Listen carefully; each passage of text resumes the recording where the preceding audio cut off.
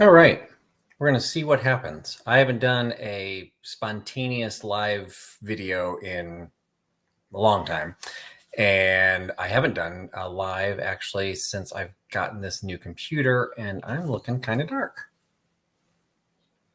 So we'll see. I've got a light on me. We'll see if it stays too dark here. We'll do the best we can.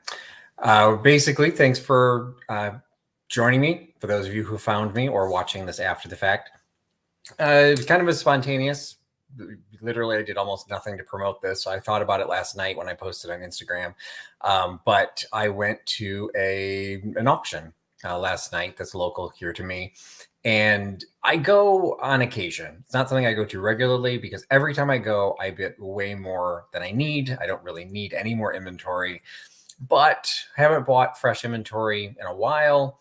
And it's one of those cases where sometimes I just want to be able to find some new stuff to motivate me. And I need to refresh my booth at the antique mall today. So I'm thinking, oh, maybe I can find some things. Well, yeah, I found some things. And some of this stuff is going to go straight to the booth. And so what I'm really going to do is figure out, to be perfectly honest, in some cases, figure out what I bought.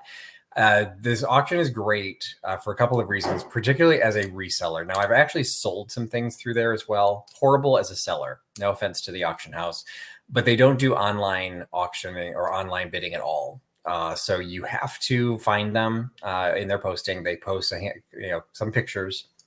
They even admitted they didn't get all the pictures posted for everything they had last night. And so you can submit pre-bidding, but you have to go there in order to do it. And then you have to be able to go there and pick it up because they don't ship. So it restricts it to really local buyers, and it is just the live bidding there. So literally things can go for a couple of bucks. And what they do at the end is anything that hasn't sold. So they'll typically throughout the way the auction runs, as it goes, everything starts at a $5 bid. Sometimes there's choice, kind of just depends on the lot. And in the $5 bidding, if obviously if it goes up, if it happens to be a choice, like, okay, it sells for 25 bucks, the bidder gets whatever they want for 25. Maybe they only take one of the lots. The underbidder also gets a chance to buy what they want at 25 bucks. If no one does, then it goes back and they start at $5 again. So the auction can run quite some time depending on how many lots they have, and they try and keep them somewhat equitable. But there are a lot of things last night that, like, one thing in one lot within the group would sell for like 30, 40, 50 bucks. They wouldn't take anything else. They'd start back, and then the next one would sell for like 750 or 10 bucks. And then some don't sell at all. So then those get pushed off to the side.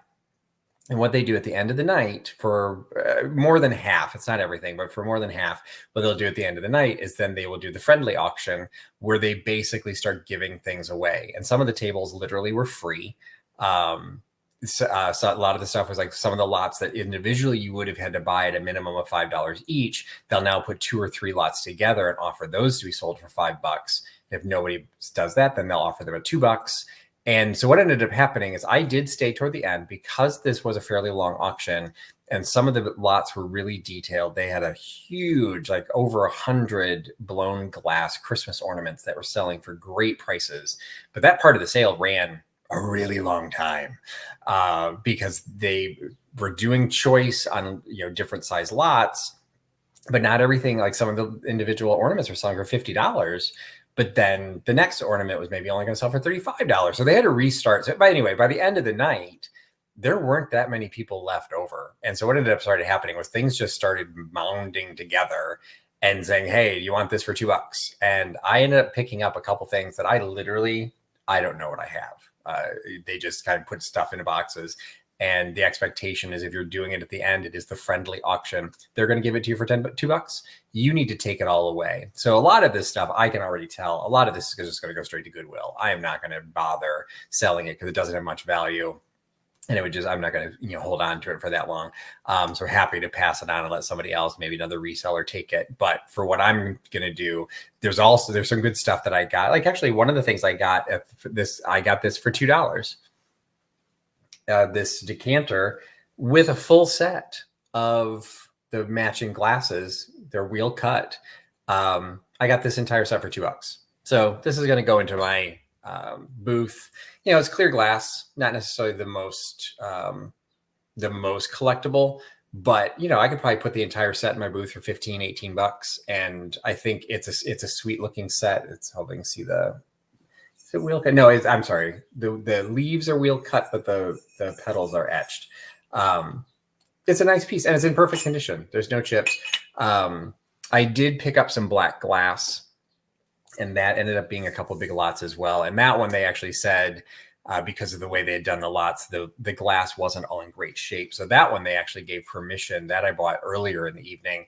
And they said, if there's anything in the box lots that you don't want, just set it aside. And then that stuff people were able to take for free. So I was more than happy to, hi, Robert and Lori, back in the day, finds.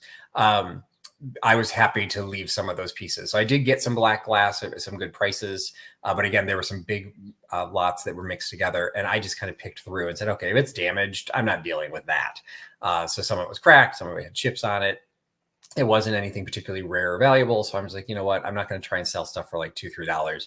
I have so much that I need to sell. And, you know, one of the things that I went there for, and I'll kind of show some of this stuff. This is just the box of bracelets that I ended up getting. I got 10 pounds of jewelry. I weighed it. I spent 2 hours just organizing the necklaces because they were so tangled. I just sat in front of the TV and just picked apart these necklaces and found these are what's sellable. I have another stack of damaged items that entirely possible I damaged them and try to take it apart, but I tried not to. So those, they may go into a jar or something as a, you know, a crafting lot. I kind of got that tip from Dolores and Beth that those can be popular, and tons of pierced earrings. So those I might put in the crafting lot, because I can tell even at a glance. I didn't sit there and pair them all up, but I can tell at a glance there's a couple earrings in there that are really, really big. They're not all of it's vintage. So some of it, they're really big earrings. I only see one. So I know that there's not a match set. So that'll just all get dumped in there. So I might be able to do something with the crafting lot. But for some of the jewelry, some of the bracelets, actually, this is something I'm hoping people will help me answer this. I'm assuming this is a bracelet. You know, if I uncoil this, I could put this as a necklace, but it would be really tight.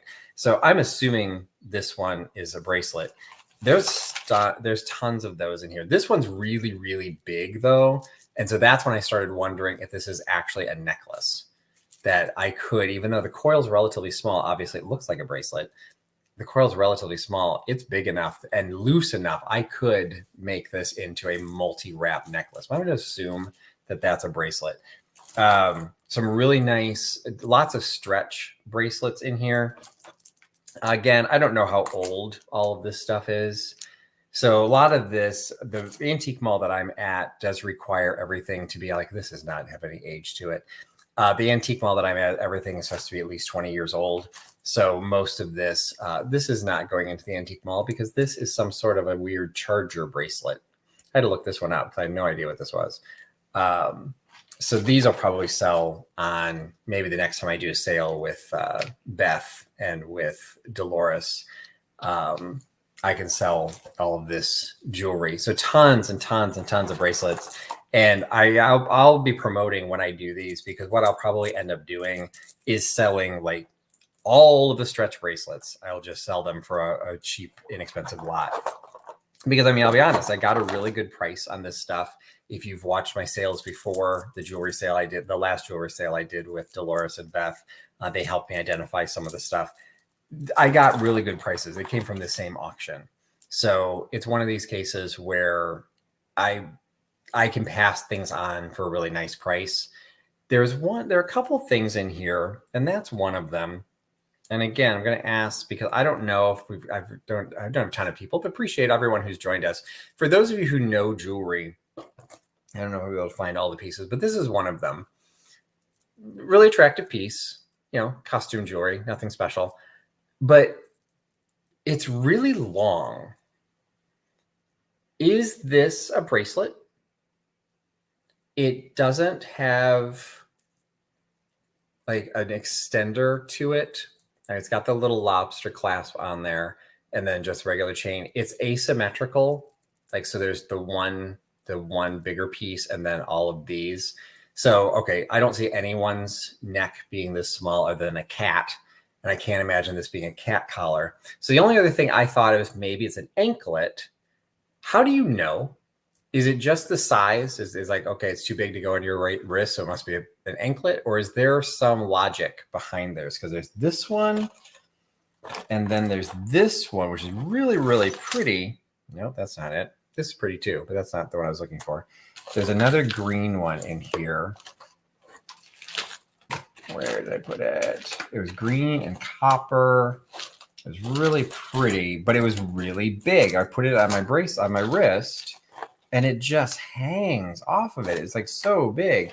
So this one's not as obnoxious, but the fact that it has a lobster clasp, there's nobody, I don't think anyone would need to use it because, you know, I don't necessarily have massive wrists, but this bracelet is a modern bracelet that I bought, you know, at a shop, and it's sold as a men's bracelet.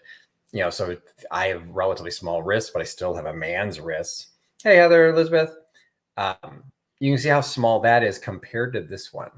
So, and then the green one that now, of course, that I want to talk about it, I can't find it. The green one is even longer. It hung even farther down. And so I made me question, like, what makes an anklet versus a bracelet? I wonder if I moved it into the necklace. Oh, no, there it is. So it's this one. Again, beautiful, just costume. Looks like it's on copper. I think there's some age to it, but look how big this is. And what's weird about this one is there's no clasp. There's no stretch to it at all. And there's no clasp. There's something here at the very top that I thought that was a clasp, but it looks like that's just how it was made, that those two pieces are supposed to like slide underneath the others. There's no way to open it. So unless there's some secret that I don't know about. So absolutely beautiful piece. But again, as a bracelet, this is tiny. This is huge. But as a necklace, it's tiny. So I don't know what this is. And maybe as an anklet, maybe. But then again, you've got to be, I guess you could slide it. I honestly haven't tried it. I've never worn an anklet before. Maybe you could slide your foot through that, but I would think that would be limiting because that seems rather small to get a foot go through. So yeah, there's like a lot of things that I need to learn on jewelry. Hoping Dolores and Beth can help me out. But if anybody's here and knows anything just about what did I get? Because they were just kind of tucked into the boxes. So again, some beautiful pieces. I also got this piece I'm wearing because I'm stealing it. This has a clasp on it, and I thought it looked good with, I've got a tan and black shirt on. And so I put it on with my black, kind of mixed it up. So kind of like I listened to a jewelry podcast, a jewelry resellers podcast, and it was talking about trends for fall. So, okay, so if I can remember them, trends for fall, bold necklaces, which I've got some, there we go. Bold necklaces, mixed metals, layering, and that's for both bracelets and for necklaces. There were 7 tips, and of course I can only remember 3 of them. But it's for resellers. It is a fun podcast. Sometimes I get something out of it. Sometimes it's just kind of like good to hear, and sometimes those podcasts help motivate. Like, oh yeah, I need to go through that jewelry lot that I bought, or I really need to do something. So anyway, they said that's the trends for fall, and I do have like this one, a lot of brown, so those will probably be more attractive in the fall. Also have a lot of black, so with Halloween coming, that might get some interest. The black bracelets. I hesitate to go through the necklaces because it took me so long to straighten them out. And then today I was trying to find one, and I started tangling them up again, driving me nuts. So, but try the ones that are on top. Again, not a lot of age, but some really attractive necklaces that, again, I want these to go to a good home. I did not pay a lot of money for them, so I'm not overly hung up on how much I'm going to get from each one. At this point, I have so much jewelry that I'm going to need to get rid of it. So definitely be watching for, I might probably do it as a live sale. And if anybody has tips on how to keep these things from getting tangled again, I would appreciate it. Because this was one that took me forever, and then it's already tangled again at the bottom because it's got multiple strands to it, and so it's like self-layering all by itself, but how do you keep them from getting tangled? So I probably need to like invest in some Ziploc bags or something and keep them separate like I did for that big vintage lot that I had. Because if I put these in my booth, just they're going to get absolutely trashed. Not intentionally, just by looking at them, they're going to get tangled up, just like what's happening right here. So actually one of the changes on the wrong side. But anyway, so you got the really long one there. This was a pretty one. Again, none of these I think have much. I think they're all all used. Really pretty, just a simple pendant on that one, rhinestone, clear stone pendant. But kind of again, this like nail. I don't know what these things are. Like, I don't know. But there's movement. They're kind of like metal fringe on that one. I thought that was kind of cool. Some big pendants. Actually, I'm going to ask you guys a question. Because there was one that I found. Initially, I didn't know what I had. And then I suddenly found a necklace that had one of the pieces. I'm missing people coming in. Oh, Kara's here for Kitschy Corner. Hi, Kara. It was when I was looking at the pendants. I found, first I'll start with this. So again, totally modern. It's got, what does it say on the front? Princess, just a little flower thing on the back. But it has like this toggle like thing on it. I'm like, okay, I have no idea what this is. Then I found another one. Then I found another one. And I'm literally finding the loose ones first because those are the ones that had fallen to the bottom. So those are the ones I could find. So all these different designs, all contemporary, very much like, I don't even know what to compare it to. But then there's a Charming Charlie's, was a jewelry store that my daughter got a lot of her necklace in 20 years ago. Then I found this. So, and this was attached. So what this is, I take this one out, although it was attached when I took the necklace out. So when I found the necklace, it was simply a white metal, like kind of I don't know what kind of chain that's considered a rolled chain.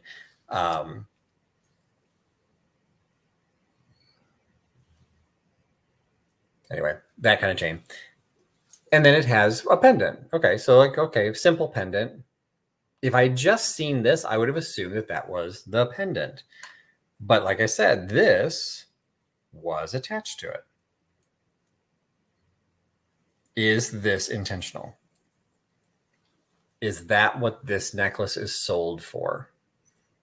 Oh, it's Charming. I wasn't sure if Charming Charlie's was a chain or not. I knew there was some around here in Chicago, but I wasn't sure if it was nationwide. None of them around here, I think, exist anymore. So I don't know if it went out of business. So I don't know. To me, this looks a little clunky with that hanging against your skin, but I guess it makes, you could then have that. And then if you change your mood, you could go to a black one. If you change your mood again, you can go to a pink and green one. So I'm assuming they go together.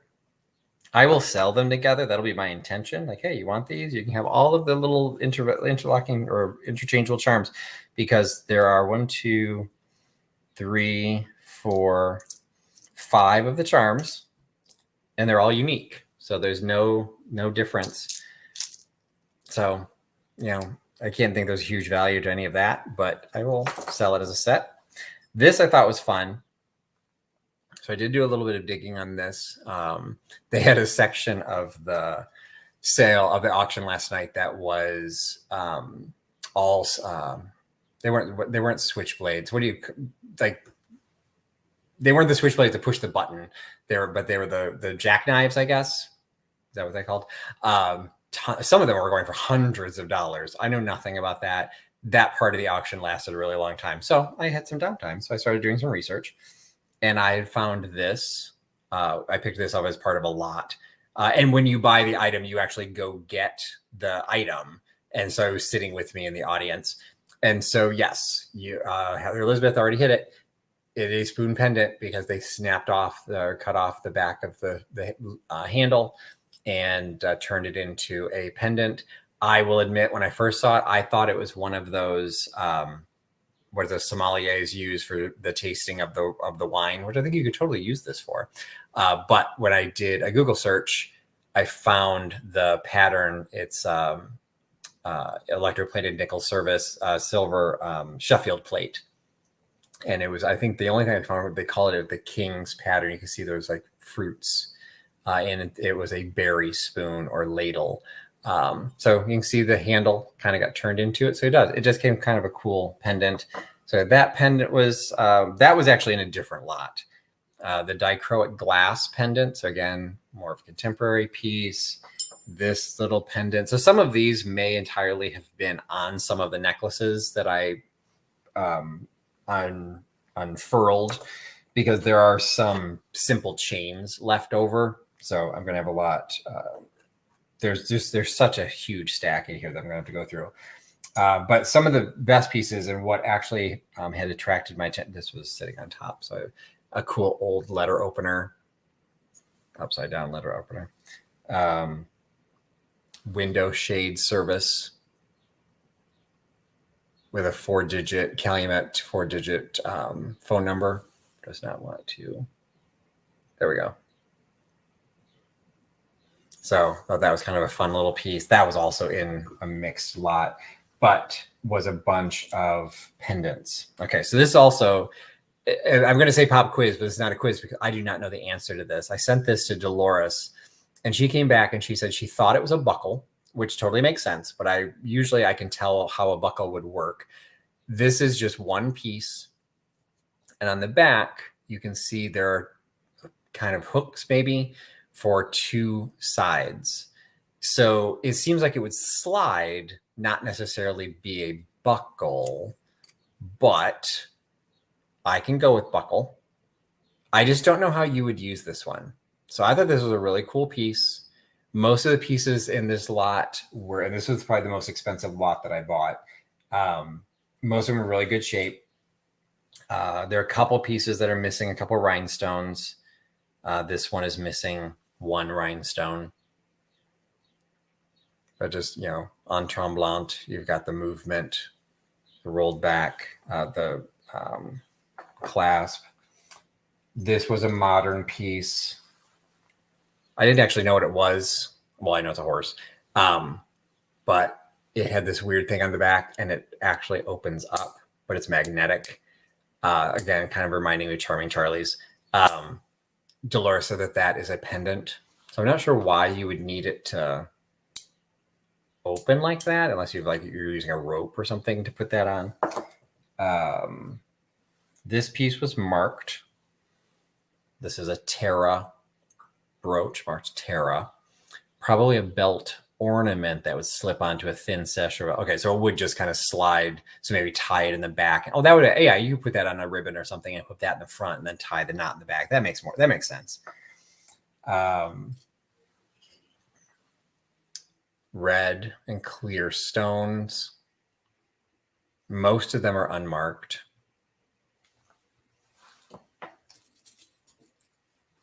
Cool deco piece. So this one has an older, just a C clasp to it. You can see how far the pin sticks past the hook. But this one has all of its stones, I believe.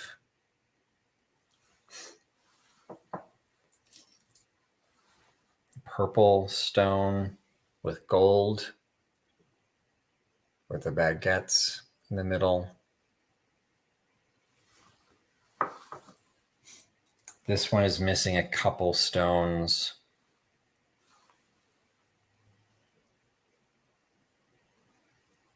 I love the dark, like the gray stones that are in there. Unfortunately, there's a couple of the small stones in the background that are missing.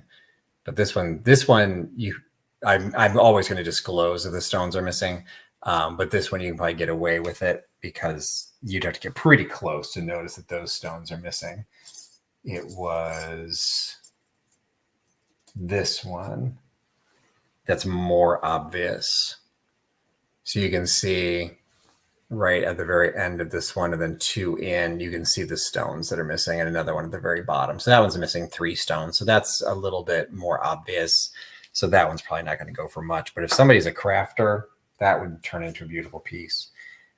This one was Star, Star. I did a little digging. I thought that was one of the prettiest ones in there. All the stones are in that one, and then just gold accent. So February birthstone, but dark purple and gold. I think that's great for the fall as well. Another older one. I think all the stones are in this one. This one's not marked. Kind of cool. I don't know what that back is called. It's kind of like all one piece. And all the stones are in that one. Dolores has her eyes on this one. The Scottish thistle with the purple stone in the middle. This is also unmarked. One of them, which one was it? Did I already show it? One of them, oh no, this one. Okay, so this one also kind of has a little untremblant piece at the bottom, which I thought was kind of cool. Red, white stone, red and clear stones for that one. So this one, she and I agreed it was probably a little bit older. Bottle of champagne with some bubbles, I guess, and then the dark baguette stones at the bottom. This one, the clasp has been replaced. You can see they used a gold tone clasp instead of the original silver tone. So I was wondering, I don't know if this is going to get a good enough image of it. The back on this is like kind of pebbled or textured, and I wasn't sure if that meant it was old or if it was new. And she said that is old. It also, actually, just looking at that piece, it looks like it's all from a mold. But that, yes, they did replace the clasp. And maybe it was a C clasp originally, but just a look of this one. And again, I would think that that's kind of a deco, celebrate New Year's. Yeah, this would look fantastic. This was one of my favorites.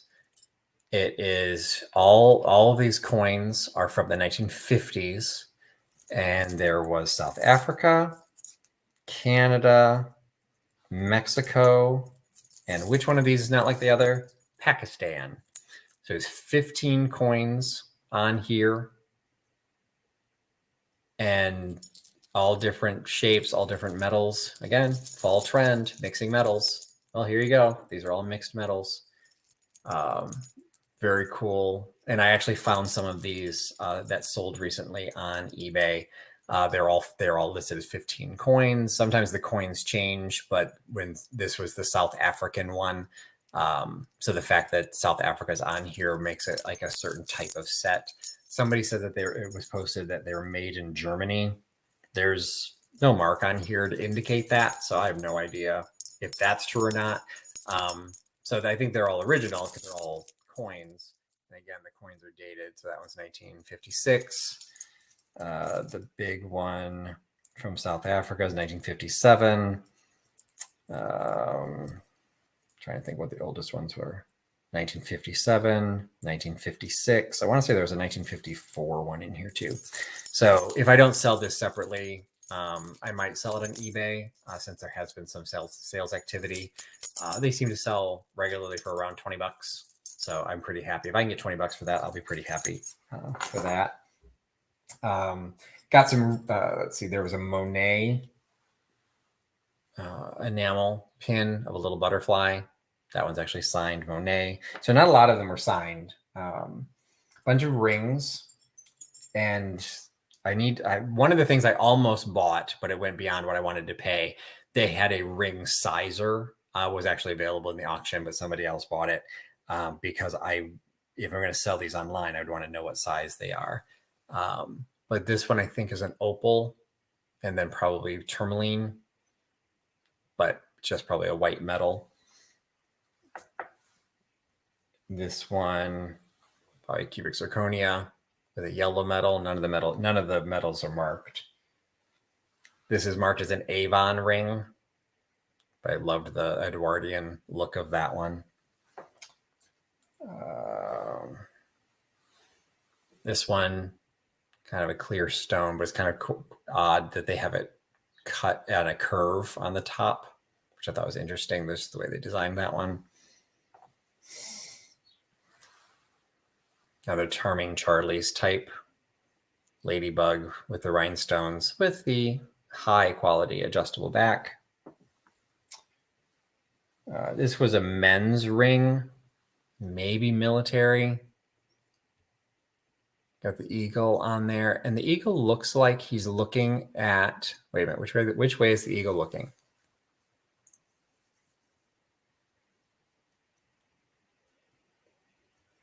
All right, he seems to be looking at this side. Is he looking at the arrows or is he looking at the olive branch? I can't tell which are the arrows and which are the olive branch. I think he's looking at the arrows. So that means this ring was done during a time of war. Because depending on which way the eagle's head turns, if he's facing the olive branches, it's a time of peace. If he's facing the arrows, it's a time of war. Gonna have to look that one up a little bit closer to see what way he's. It's at least is bigger than a size 9 because my index finger is about a size 9. So maybe like a 9.5, maybe a 10. So I do think it's a men's ring. Okay, here's another one. I pulled these out of the other box, but I wanted to ask about these because I've never seen anything like this before. It's okay. It's, well, kind of spoiled the ending, but so looks like a regular pierced earring, but this was attached. Is this a thing that you would actually use this big globe to be the back of your earring? I'm not used to the back being decorative. And there's a pair of them. So, and they were both attached like this. So I'm assuming it's on purpose. I just think that would be, that'd be a lot back there, but it is round. So it's like, it really wouldn't hit anything. If you wear glasses, I would think maybe they might bump into it or something. I don't know. Or is this something else? Like, I don't know what else it would be. Like any sort of other body piercing. I, again, don't know why you would, first of all, need a pair and how you would have this huge pearl back on the other side. But I thought those were kind of interesting. And I also got, oh wait, there's one more, no, 2 more rings. So another men's ring with a tiger's eye in there. So again, this one's a little bit bigger. So this is probably definitely a size 10. Yeah, I hate to start thinking about Heather Lives. I hate to start thinking about like what other body parts could you pierce to have that sticking off the back. We're not gonna have that kind of conversation. And then this super tiny stone, which makes me think, is this like an actual precious stone? But just tiny little. That one, again, that's why I wanted the ring sizer. It's a little bit big for my pinky finger, but I don't know what my pinky finger size is. It's definitely smaller than an 8 because I can usually get an 8 on my left hand. So it's probably around a 7 maybe. So I would say a lady's ring. A tiny stone. And then this was kind of fun. And admittedly, this is one of those that kind of turned into a surprise lot. All right, so I've got an L and a B. If anyone's got initials of L and B, hey, look, I've got brooches. But which one? I think this was what I was interested in. So they're just stick pins, and there's a whole stack of stick pins. And they had these, they've got different sets of the auction, part of them up on a stage, and all the different areas are treated differently during the sale. And so these were up on the stage, which means they were all on a little velvet cushion, which means they're by choice. So there's one lot number, which means all of these are going to go up for at one time. The idea would be you would bid on one of them and then you'd get the choice. So if you wanted 2, say I bid $5 and I wanted 2, I would get 2 of them, $5 each, pay $10. So I was looking at this one There were a couple others that I was interested in. This one I thought was pretty with the little blue stone in it. I don't wear hats as much anymore, but I could see doing like a lapel pin or something like that. Well, before I even bid, stick pins look great in a pin cushion display. Oh, I didn't think of that. Yeah, that would. So anyway, so what ended up happening was the sale was going really, really long.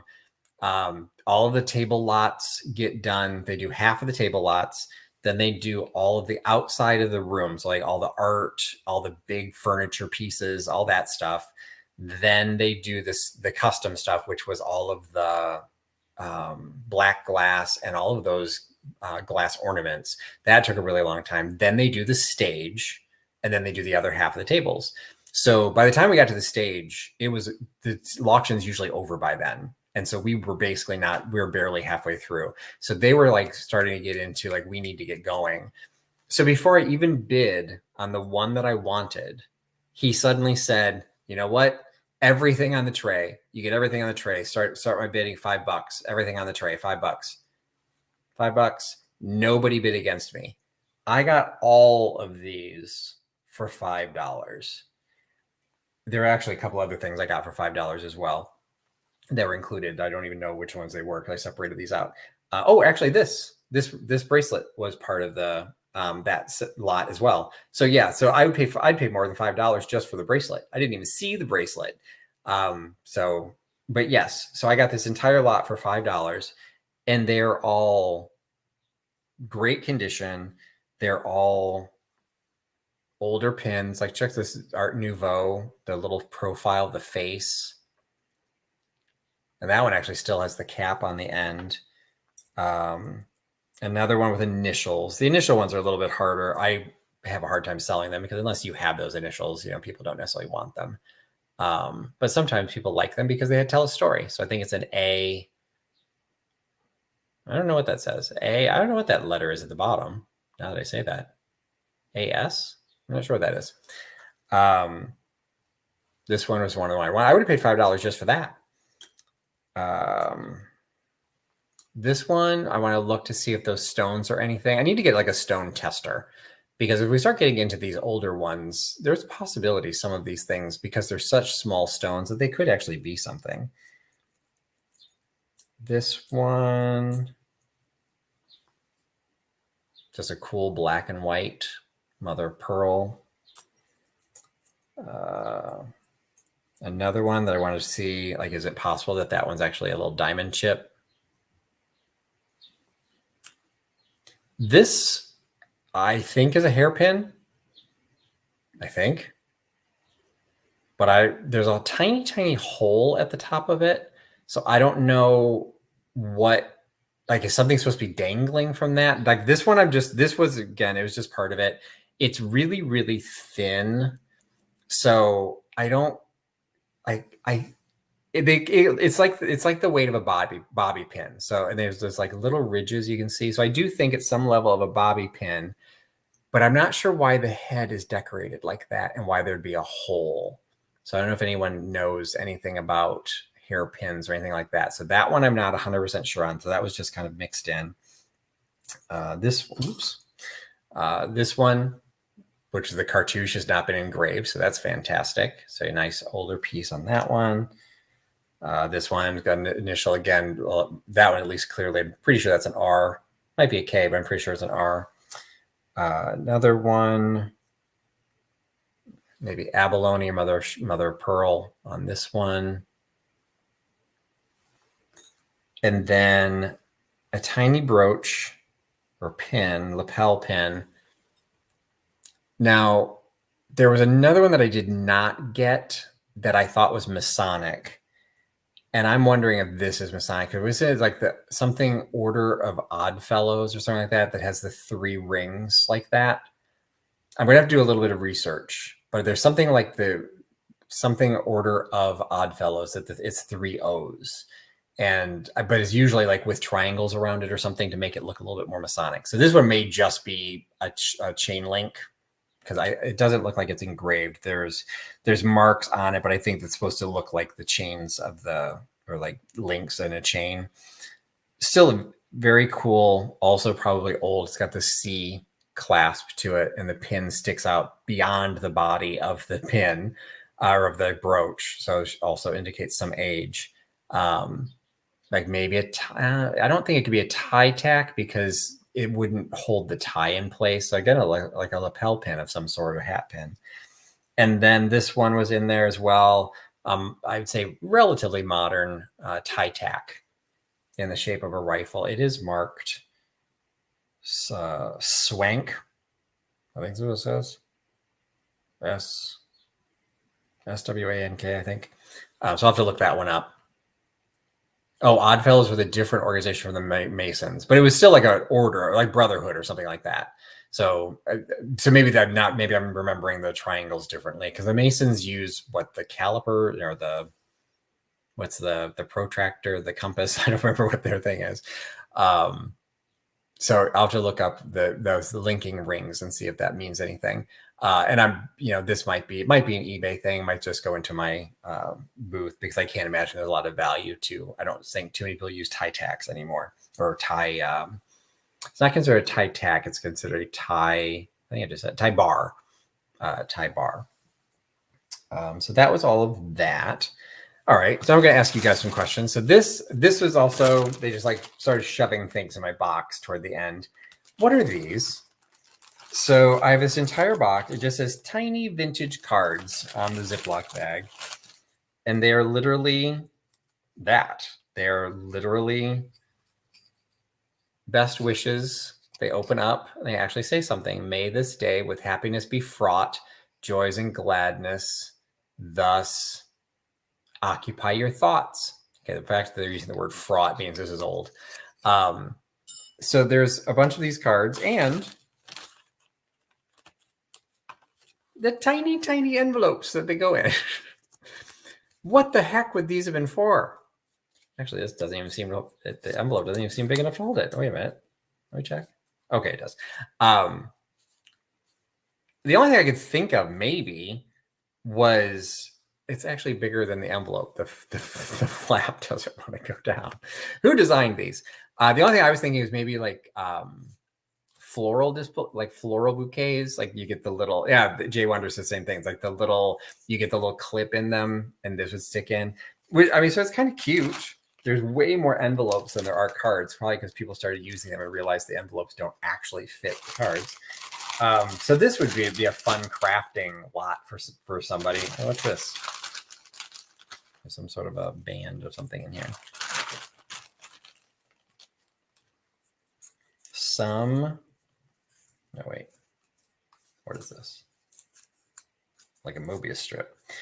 Same as Shakopee Pride, except frames and white panel with high closet or high shelf with or without reservoir.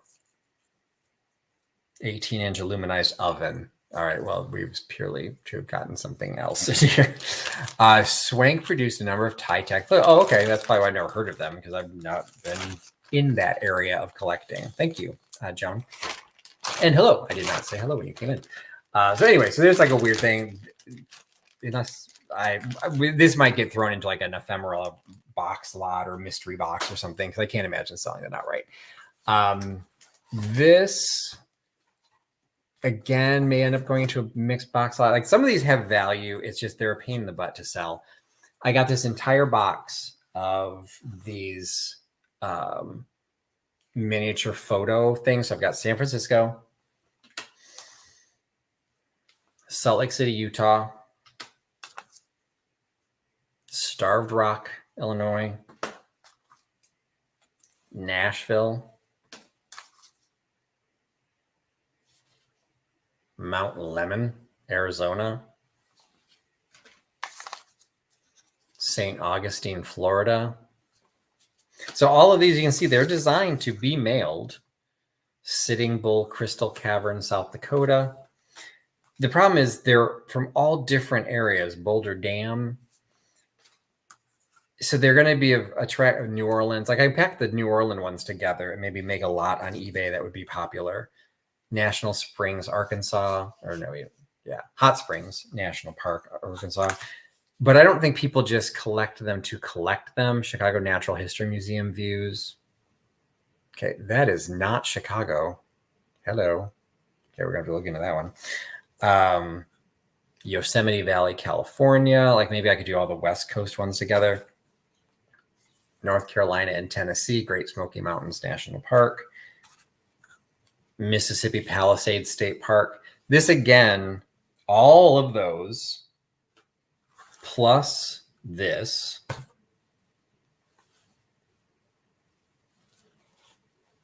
So this is one of those pillow covers. I don't know who it's for.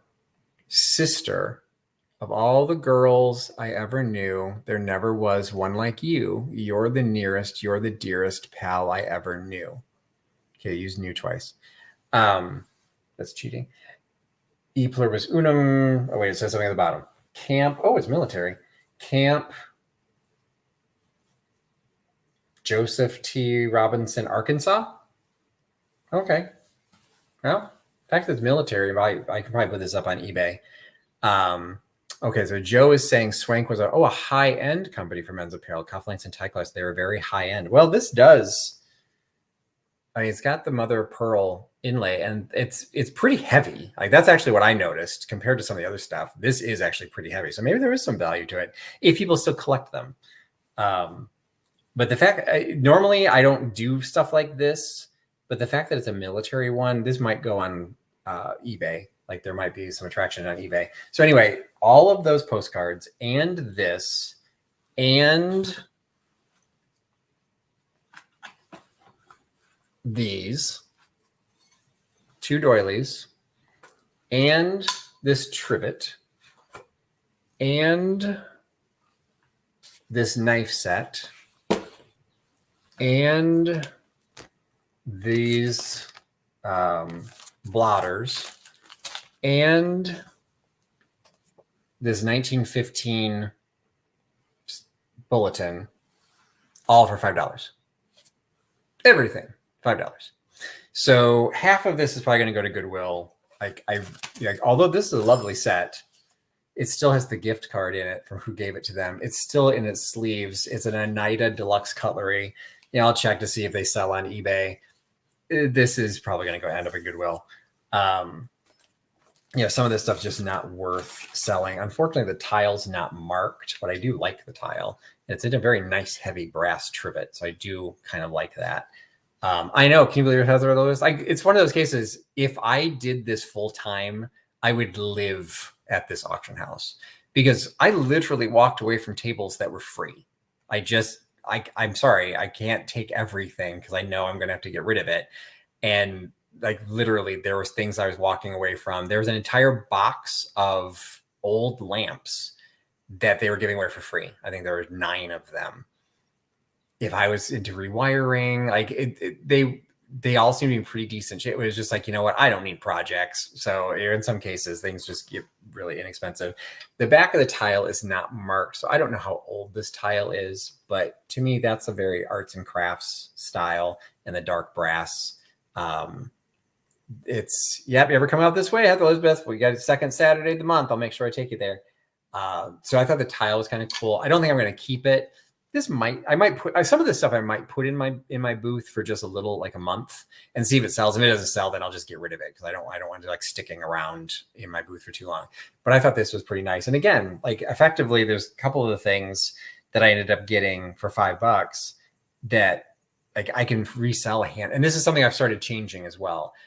When I start doing things like this, where I get these massive lots, like the jewelry lots, things like that, once I remake my money, 5-10 times over, yes, I may still have 20 or 30 pieces left. And yes, I could still keep making money. But if it's not selling, it's taking up space in my booth or it's taking up space in my storage area.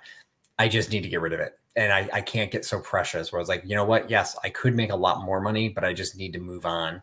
So some of this stuff, I can sell it quickly. Great. If I can't, you know what? I've already made the money back on some of these individual items. Some of the ones that don't take up much space, like this would be a pain. But like that fabric pillow cover, I like selling military stuff on eBay. And so it actually helps my store as well, because then when people start looking for military stuff, they find other military stuff.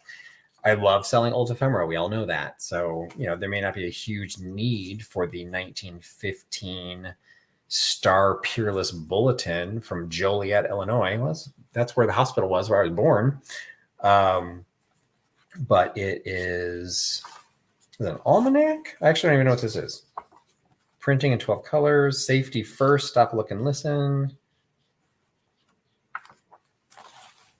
How your orders are handled. I personally conducted tour through the office system of the Star Peerless wallpaper mills. All right, so it's something to do with wallpaper. So maybe it's not an almanac. Maybe it's not a catalog. Awarded first prize of $50 for photograph of most attractive store interior. This is a wallpaper company. I'm assuming all of those murals on the top are wallpaper. That's kind of cool. Actually cooler than I realized. Because I thought it was an almanac. Specialty wall paint. Okay, that'll probably go on eBay. So all of that. And again, prices, yes, I'll take it. Thank you. This I bought on my own. This will be for the friendly auction.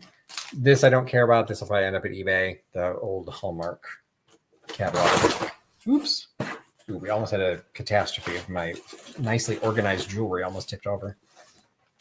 Where am I going to put it? This was a box of Christmas ephemera.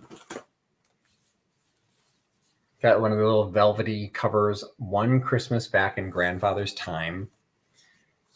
With all good wishes for Merry Christmas, Happy New Year's, Wordwise, Michael A., the Aurora Investment Company. Some great artwork on here. Look at these illustrations. Just like a little Christmas booklet. It was different back in Grandfather's time. No decorated avenues, no bulging display windows with animated scenes, no radios blasting out Silent Night on one corner, record players blasting out Goodwill to Men on the next. Just these great illustrations. I was going to turn into an advertisement for insurance. The children thought it was just like the poem, as over the river and through the woods, they went to grandfather's house. Okay, grandfather lives in a kick-ass house. Illustrations, and that's somebody crossed out our wish to you, the best Christmas ever to. That's my wish to you, but then they didn't sign it, so I don't know who sent this. Child drew on the back. Oh, definitely. There's a couple things coming up. I'll definitely be taking it to the Unbreakable Sale, Joe. So that was something I bought. Old calendar. This I don't need. But it's 1953 calendar. So there might be some people interested in this because there's recipes on this from Meadow Gold. Christmas issue of the 1973 Saturday Evening Post. Christmas issue of the 1968 Better Homes and Gardens. And then these Christmas books. These aren't particularly old. I think these are like 80s or 90s, but I really like the looks of these. When were these? Oh, 67. Oh, they're older than I thought. There's some really great, again, I'm not a huge proponent for ripping things apart, but these are always filled with great artwork and great stories. They're like magazines. So I've got 3 of those. I mean, those I can sell probably $5-10 a piece. And I paid $5 for this entire box. So some of these I might just stay together, and that might be if we do a Christmas themed sale. I could put a bunch of Christmas stuff together and just see. There's many stories I've heard of Santa and his sled, said Ethel, opening wide her eyes and raising up in bed. So we've got a book.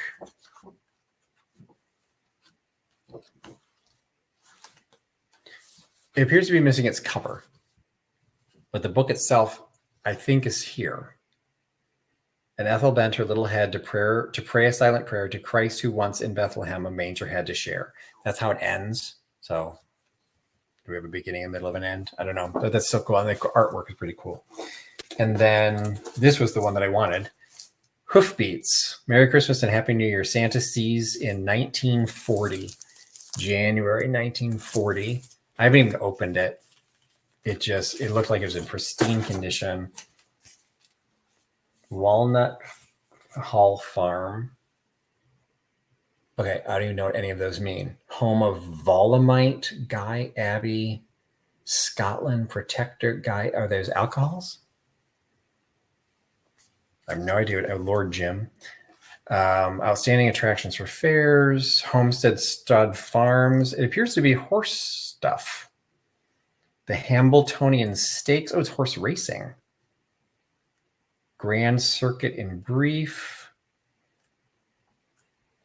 It's a Christmas episode, a Christmas issue of a horse racing. What are those called? Harness? Is that right? Harness racing? I think that's right. So, any horse aficionados, but the fact that that's also Christmas. And I don't think I knew this was in there. And a Christmas brooch. Harness. Okay, harness racing. That like vaguely rings a bell. And ring a bell. Ding, ding, ding, ding. So that was in the Christmas box as well. So yes, this was like a weirdly themed Christmas box. It had mostly ephemera, but they threw a Christmas brooch in there. I'll take it. Dang, so I can sell that brooch for $5 and make my money back. So that I bought on purpose. This I bought on purpose because I can't pass up theater stuff. So this is a Helen Hayes program when she was Mary of Scotland, as well as some theater stuff. This was worth $5 to pay. I can probably sell it for 20 or 30. But in that box was then also, they're cheap frames, but sometimes people want things framed. So we've got the Varsity Drag Good News. So I think this is probably, when people sell sheet music, this is what you can turn it into. Like this is just an inexpensive store-bought frame, but it looks great once it's framed. The Girls of France. So again, sheet music. This is from World War I. Like just check out the artwork on some of this stuff. This one was not sheet music, I don't think.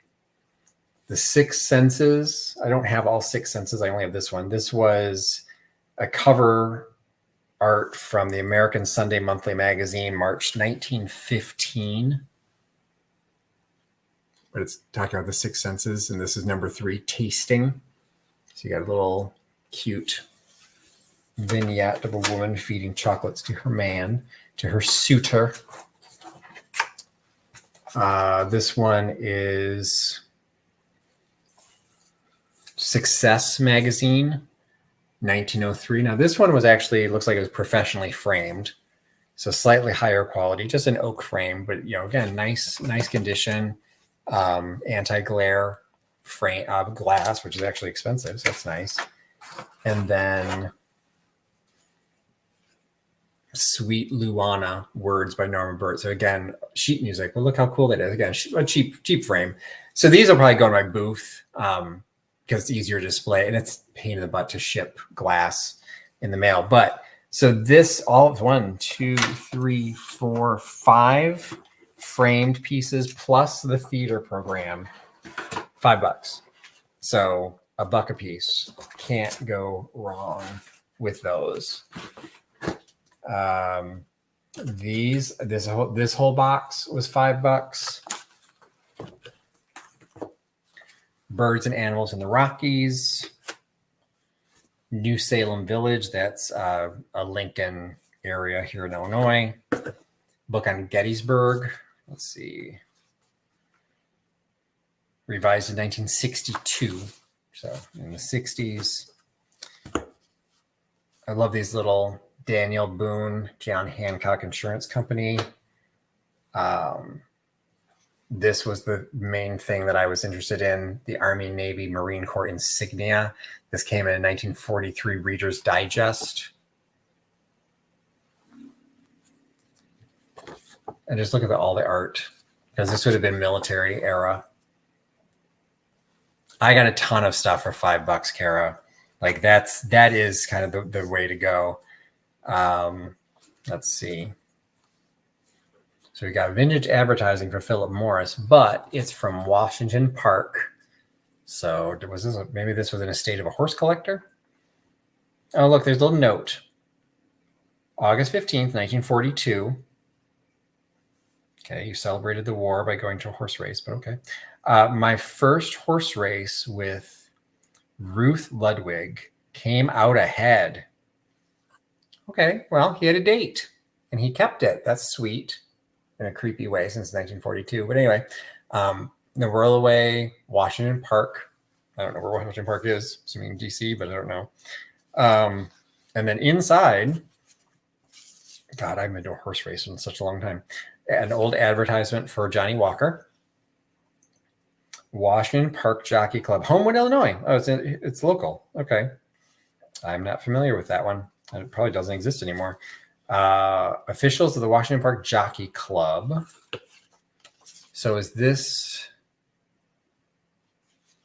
There's like the daily doubles and ways to do the races. And then all the horses that were running.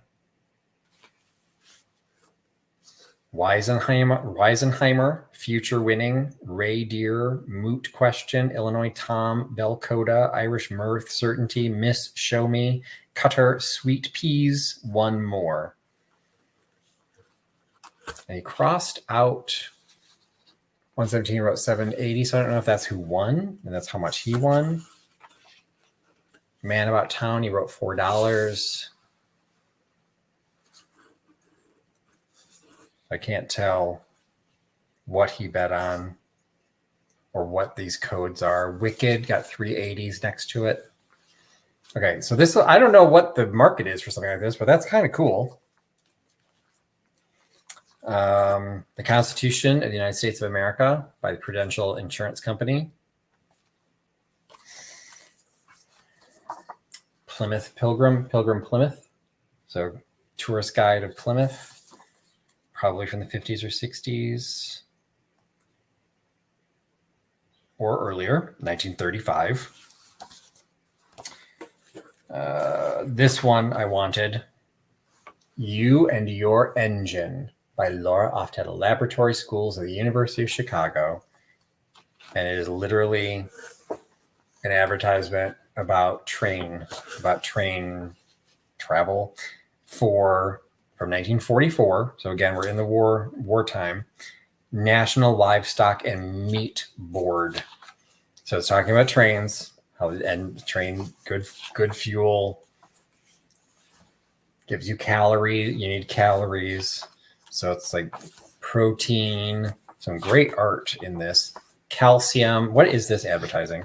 Milk and cheese, iron. I guess it's how the trains get you all your vitamins. I guess because you need to eat meat to get all of that. The foods you need every day.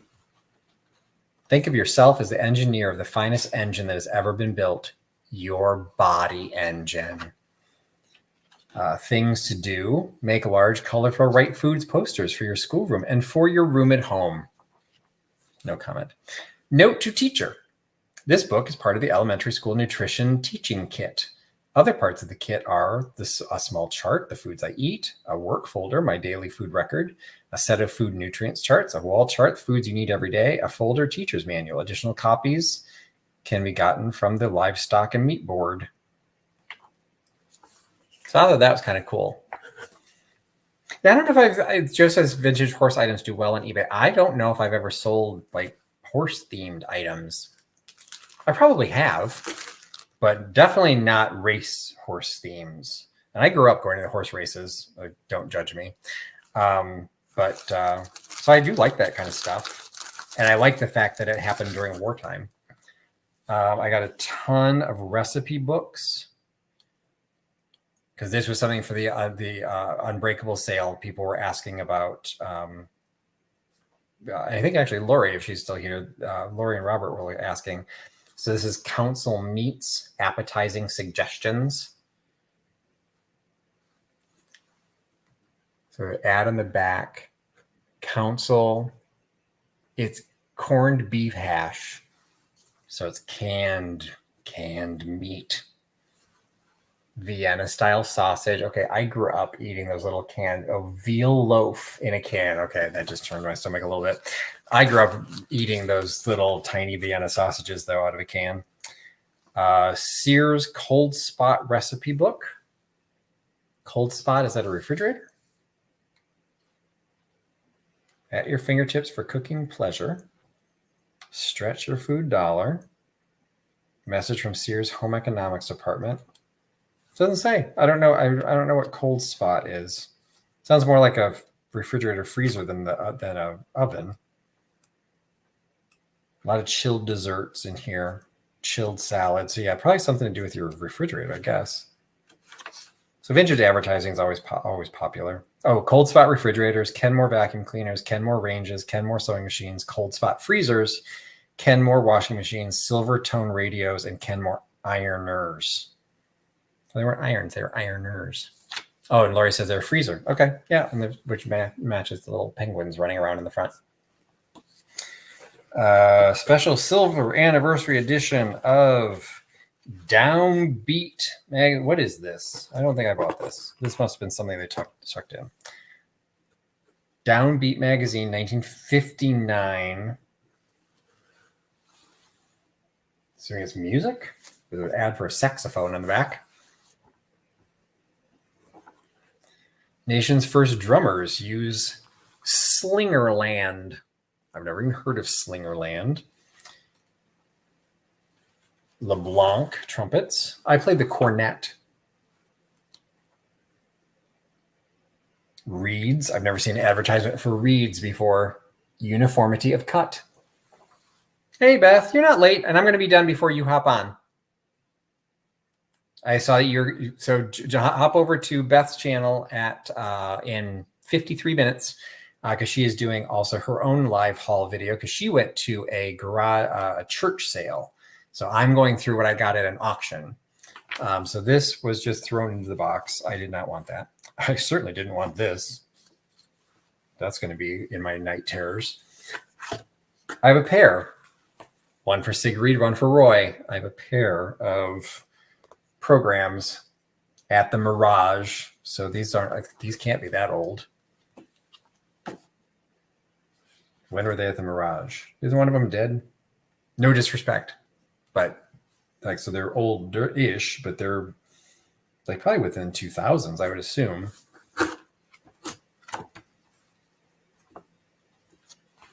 Is the Mirage the one they just tore down?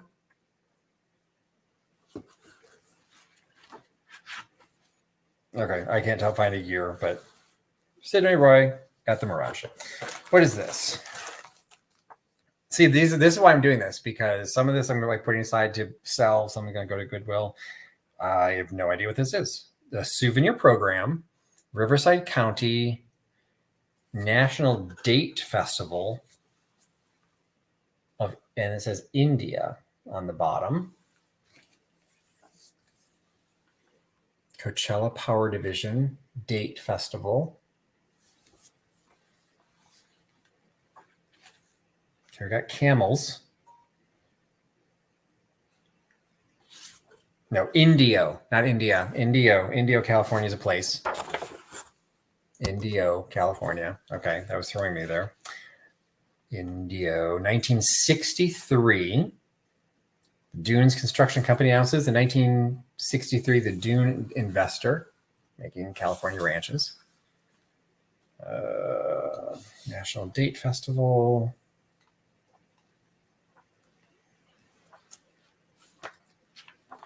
Arabian Dream Come True. Please don't cancel me. I'm just reading something from 1963.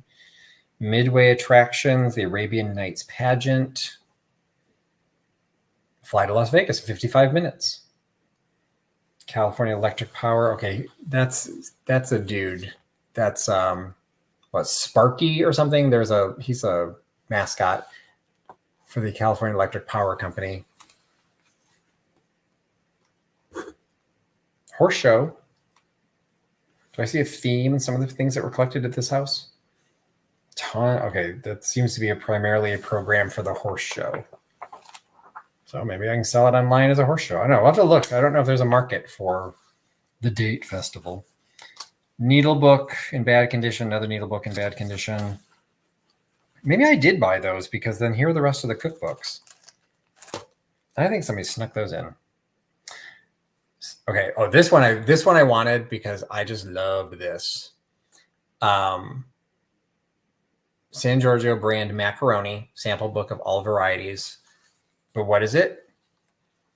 It's a picture book. So when somebody says the name of pasta, like, you know, Raj keeps like throwing names out that I don't understand, I can have a cheat sheet and look like, okay, so Margheritini looks like a howler monkey. Marguerite Smerlate looks like a larger howler monkey. And the Marguerite Lishi is like a child howler monkey. No, that actually looks like a sombrero. Farfalle. Okay, so Farfalle Rotonde is like a little curvy bow tie, and Farfallini or Striatini, which just seems like you're making up words now, looks like the traditional bow tie. Okay, Bavatini. I've never heard of these words. So this I thought was kind of fun. I'm not going to keep it, but I thought this was kind of fun. Wait, oh, there's a note. Received this book from A. Krasny salesman, 1932. That's when they received it as a gift in 1932. So that's kind of fun. I like that. I wanted that. Another recipe book. They still have it in India, California. That's great. I wonder, do they still have the Arabian Nights theme? What's this? More recipes with a really boring art. Pristine condition, though. This is compiled by Chapter Co. of PEO, Oak Park, Illinois, 1935. It looks like one of those that you do like as a church cookbook type thing. Like it's like somebody typed it up and then they just made copies of it. So that's kind of fun. Star Recipes, 1935. Cakes and Desserts. Watkins Baking Powder. California Raisins Recipe Book. Borden's Condensed Milk Recipes. Wisconsin State Fair, 1923. Dairy dishes, because of course it's Wisconsin. Calumet Baking Soda, Baking Book Recipes. Yeah, this was the bulk what I was buying. Marshmallow cream uses. Marshmallow cream is that fluff, marshmallow fluff.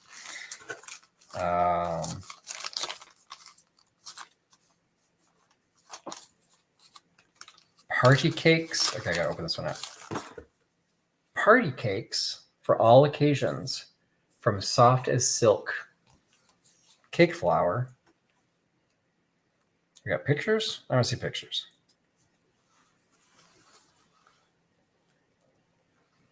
Okay, those are some impressive party cakes. Special cakes for St. Patrick's Day. Almond cream angel food.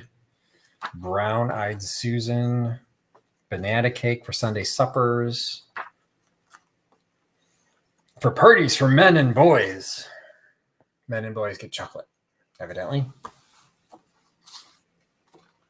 Ooh, Baked Alaska. They don't have a picture of that.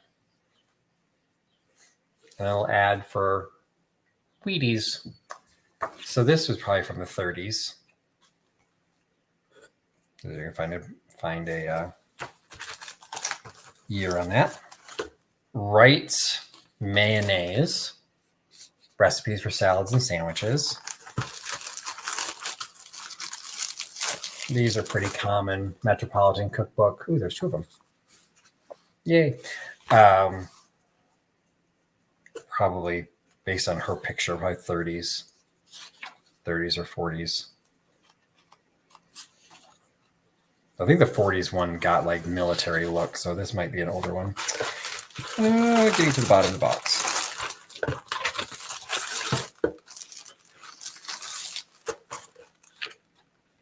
Okay, someone needs to work on their fonts. What the heck does that say? F.W. McNess cookbook? F.W. McNess. Freeport, First McNess. F-U-R-S-T McNess, Freeport, Illinois. The F.W. McNess Sunlight Laboratory.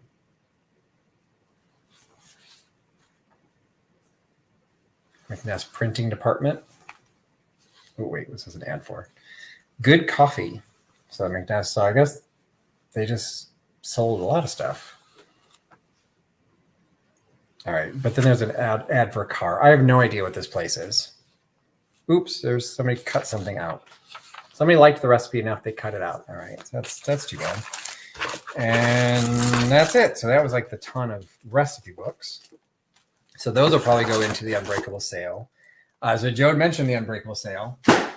This I bought specifically for the Unbreakable sale.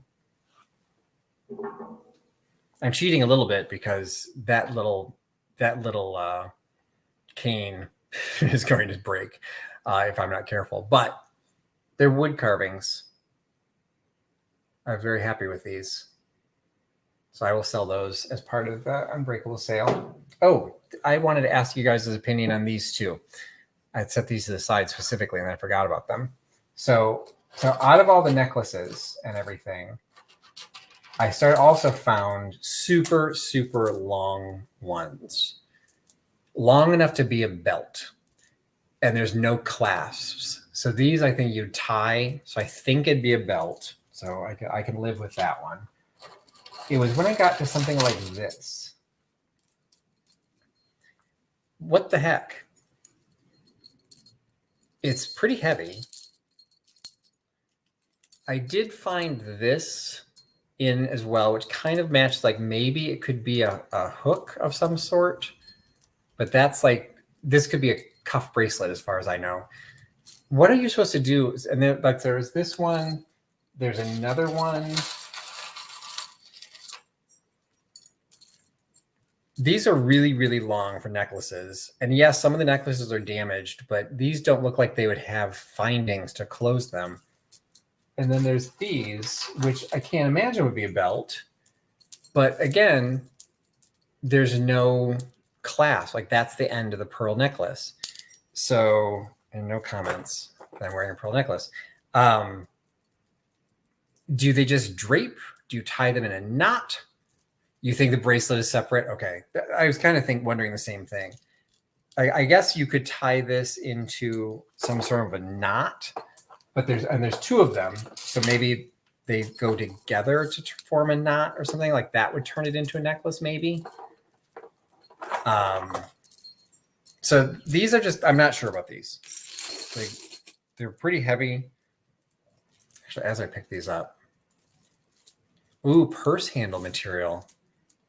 See, you can do this, but that to me looks dorky.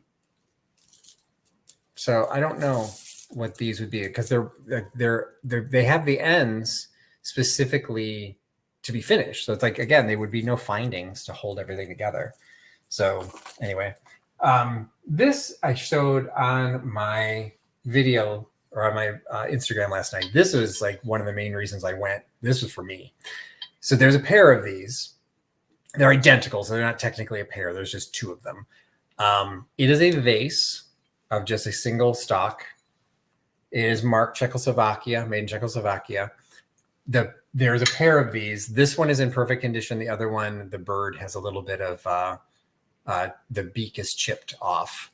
You can't really tell in pictures, but you feel it. You know it's there. So as much as I normally would not want to separate a pair, the fact I don't think they're a pair. I think they were bought together probably to be a pair, but they're not. To me, a pair like faces each other or faces in opposite directions so that they look like they're together. These are just two of the exact same piece. So I am going to sell the other one. I've already had multiple people offer to buy it. I'm considering putting it up for an eBay auction, but I don't really want to go through that hassle. So if anyone is interested, I've already gotten an offer better than I would have anticipated that I could get.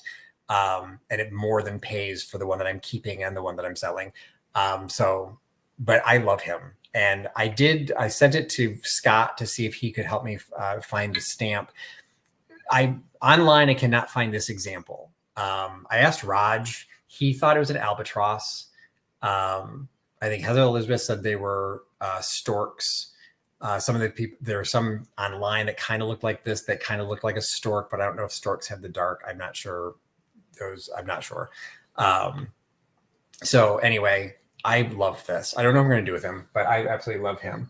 So he is going to be kept, but I am going to sell the other one. So if anyone is interested, let me know. This was an end of the night purchase. I think I got him or her for $1. Not sure how old. It's that kind of weird clay. But I thought there's kind of a cool look to it. And then these were another one. Oh, this one I'm debating. This is also one of the more expensive items I bought, because this one I'm probably going to keep for myself. This is Royal Hagar. Hagar is not that rare around me, but it's rare to get the figural ones, so the gazelles, as a big vase. So I think I paid 20 for him, which isn't bad. I can probably sell him for maybe 30 or 40, but I was willing to pay 20 because I may keep him for myself, but I might end up selling him. I haven't decided yet. He's not like really my style, but he's in perfect condition, so I really couldn't pass him up. And then this was another case. I'd planned on buying one of these. Oh, those went with the Siegfried and the necklaces.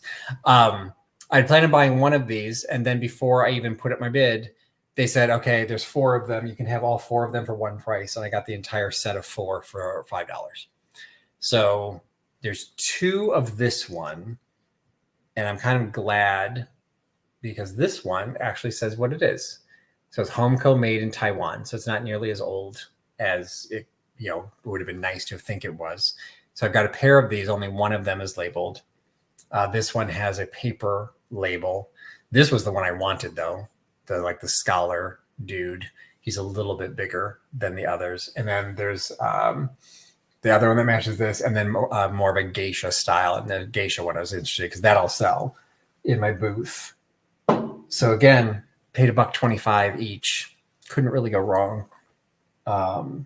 Might keep him for myself for a little while. We shall see. Let's see. This is another box of random add-ons. That's funny, because at one point the boxes, they just kept adding stuff together. I'm like, stop it. I don't want to have to carry all these away. So if you know me, I don't want to sell this. Beautiful Bible stories. I got sports programs, Harlem Globetrotters. I've actually sold Harlem Globetrotters before. Another recipe, though. I'll take that.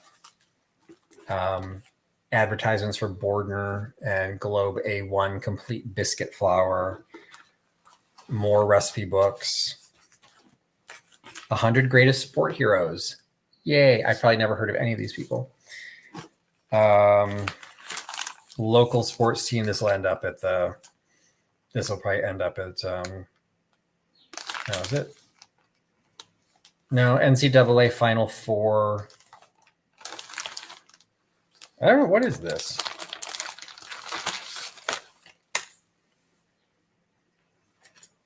(2003) NCAA Final Four, New Orleans, Plaza level. Tickets were $80.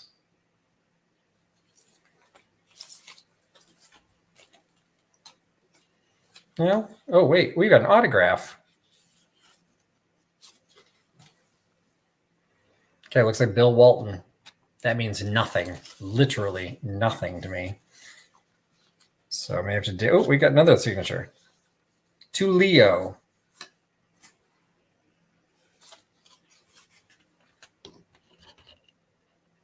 Okay, he was number 81. I'm going to guess.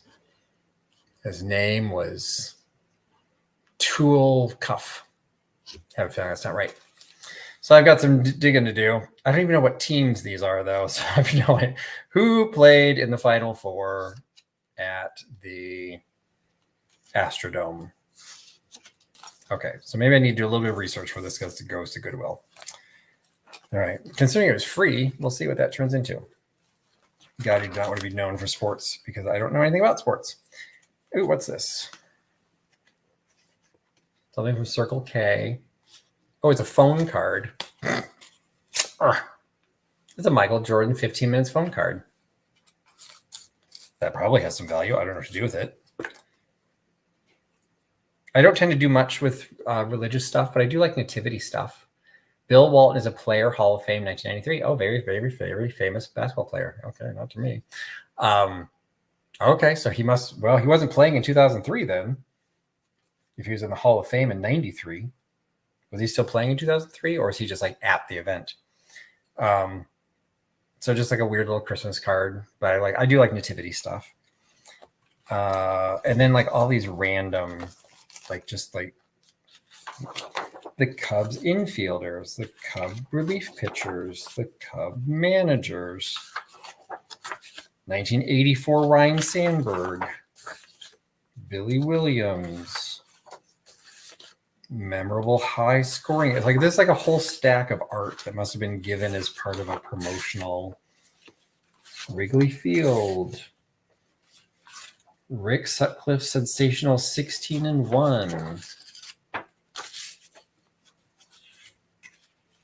Sporting Goods. Oh, wait. Oh, we got another autograph. No, that can't be an autograph. No. No. Okay. I was going to have a heart attack. Cover of Sporting Goods Dealer magazine, 1926. Like, wait, there's an autograph, but no, it's part of the ad. We always use Louisville Slugger, Babe Ruth, Roger Hornsby, World Series 1926. So that's part of the print. I will put that under a magnifying glass just to make sure, but I'm assuming that that is part of the print. Although it looks like it was kept because maybe they thought it was real. And then what is this massive thing? Oh my God, it's the Ice Follies. What is this? Leslie's Weekly. We've got something about horses. Yeah, this would be hard for me to sell. Like, I don't know enough about it. It's like one of those cases when you see things boarded and bagged, like they must be something special, but I don't know what's special about this one. These stars will twinkle for the fans through the current season. Leslie's Weekly, 1917. I mean, it's old, but I've got older magazines than that. I missed out on a stack of Harper's Weekly. It went for $50, which it was worth every penny of the $50 because there were so many of them. They're all from 1870s, 1880s. But I have a hard time selling them, and I did not need another 20 of them. Shipstad's and Johnson's Ice Follies. Monkey Shines. Now, I remember the Ice Capades. I don't remember what the Ice Follies are. Is it like the knockoff version? 1972. Ooh. Fever Dream. Yike. So some weird stuff was put into that mixed bag. More art. Oh, a calendar. This is going to Goodwill. 1997. Gone ballistic. It's sealed. Lovely. But it's not even worth my time. Well, I'm going to Google it just in case. But probably not worth my time. Katharine Hepburn magazine. Probably going to Goodwill. I recognize the cover. Rolling Stone.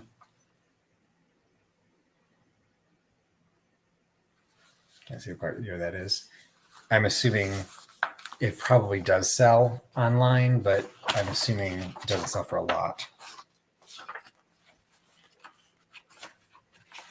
And it's a pretty famous issue, and it's not in great condition. So that'll probably end up at Goodwill. Ooh, the Oak Ridge Boys. I saw them in concert. What is this? Oh, Oak Ridge Boys and Lee Greenwood. Woohoo. book of classic portraits from Rolling Stone.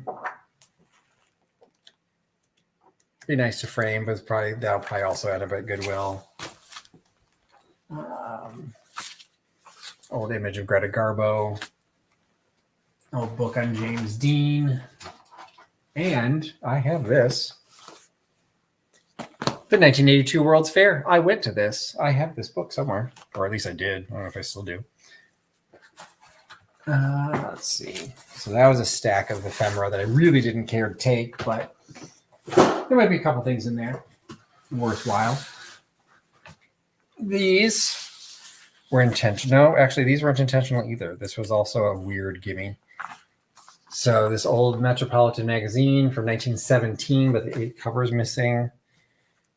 2007 calendar, Gold Age of Fashion. That'll probably end up at Goodwill. The Illustrated London News from 1963.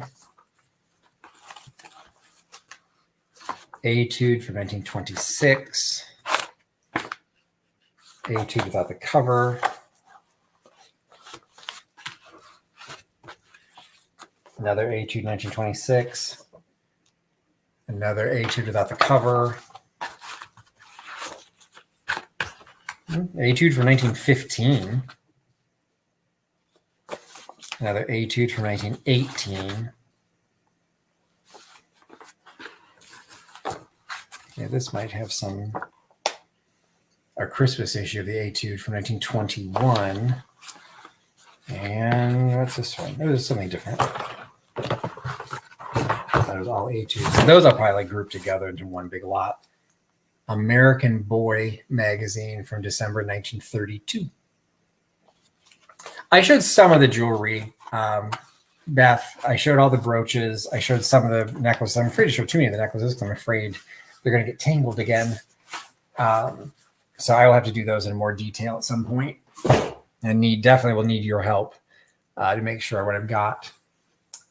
Stack of crappy books. These will all go to Goodwill. Complete Guide of Gardening.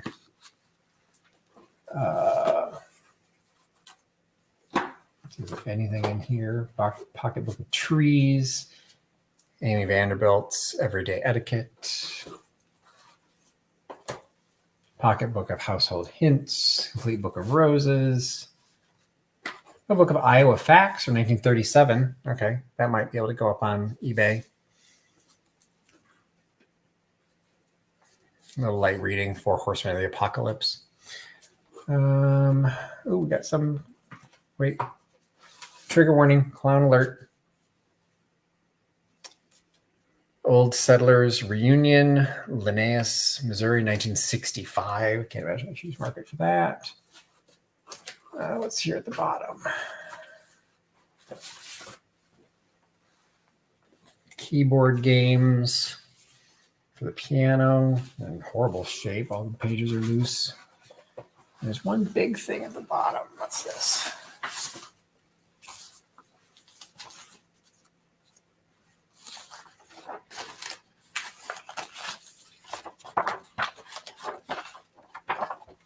Well, I don't know what this is. Miss America pageant, 1974. Unfortunately, the cover is trashed. The body actually seems to be pretty good shape, but the cover is trashed. Probably not worth salvaging that. Probably go to Goodwill. So tons and tons and tons and tons and tons and tons of paper that I don't want. Let's see, what was this? Oh, these I wanted. So these I actually bought legit because these were, some of them I don't know about. Mother's Magazine from 1911. I have somebody that actually likes a lot of these, so I might be able to sell them privately. McCall's from 1925. The New Idea Woman's Magazine from 1908. Junior Home Magazine from 1928. So I'm assuming it's a children's magazine. Woman's World, the Halloween issue from 1935. Check out that art. That's awesome. The Woman's Home Companion from 1932.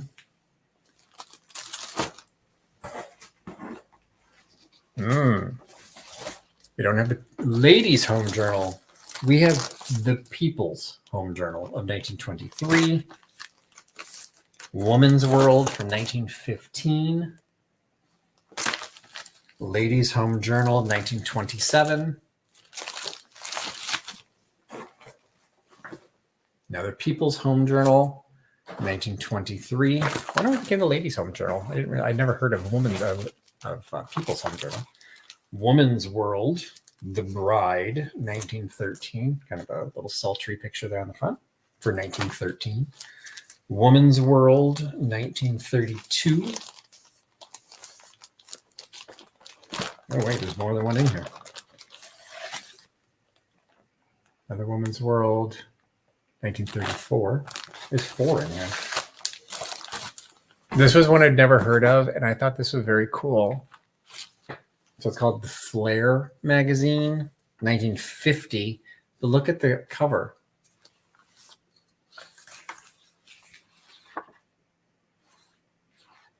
I'm assuming they sold it that way.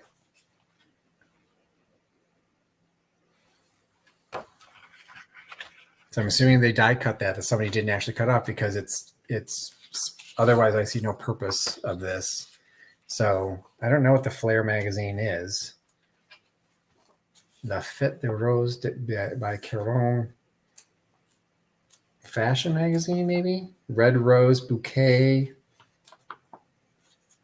Symbolic Rose.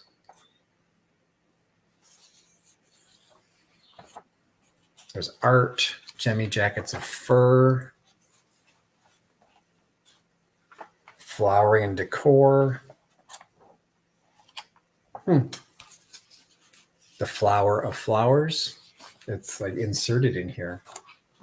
All right, it's kind of cool. Here's a Ladies' Home Journal. Okay, so we have the People's Home Journal. So this is 1929, so I don't know if those started changing.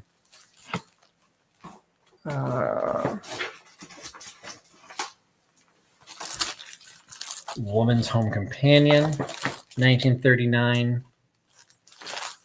The Pictorial Review of 1932. Another Pictorial Review, 1931. It looks like some loose pages and covers that may have fallen off. Page 65 or something that torn out.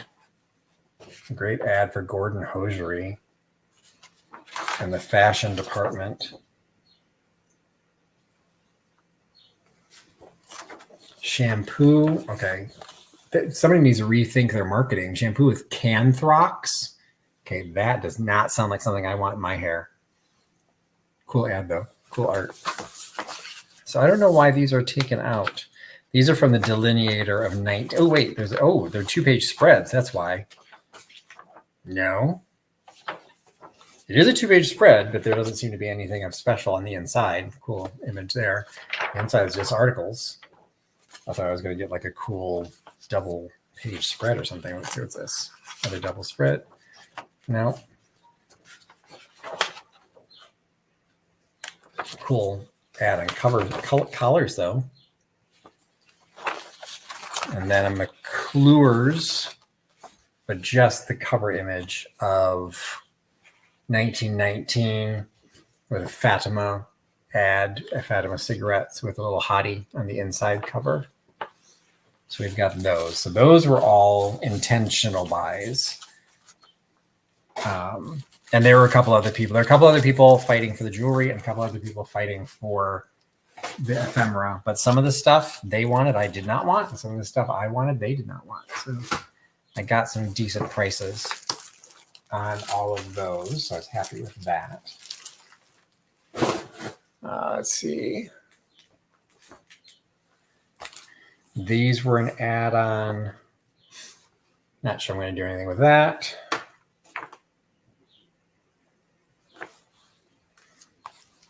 Old travel guide for the heart of the Rockies in Colorado.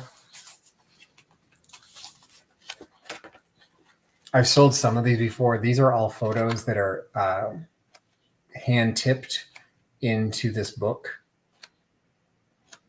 So some great illustrations or images of the Colorado Rockies. I got a high school, 1924, which is like a high school journal thing. Again, probably not a huge market for that. This one was the one I wanted. San Diego and Vicinity, another one of those photograph books. An old issue of The Mentor. I have a couple of these, and I have a hard time selling them because no one knows what it is. So those just kind of languish on my eBay channel. What's this? The White Pine series of architectural monographs, designs for a rural library building to be built of white pine. Well, that's cool. For my day job, I actually sell 2 libraries. So I always like finding library stuff. Design for a white pine rural library building. Okay, where is white pine?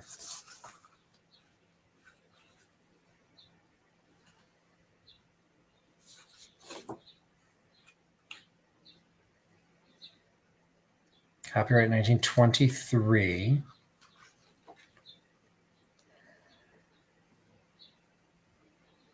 Oh, wait. Nope, never mind. Suggesting the architectural uses of white pine and its availability today as a structural wood. So that's just to build a pine library, not in the city of White Pine. Still kind of cool, though. Sounds like Colonial Williamsburg.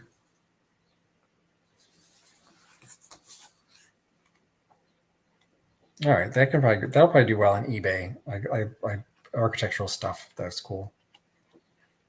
Not sure what keywords to use for it, but still kind of cool. Just an odd image from like maybe a calendar or something. Potash and perlmutter. Oh, it's a theater program, the Irish Theater. Oh, that's cool. I didn't notice that. Okay, this has been sealed. So this is an Overland 6 Willis Overland Company of Toledo, Ohio. So an old car advertisement.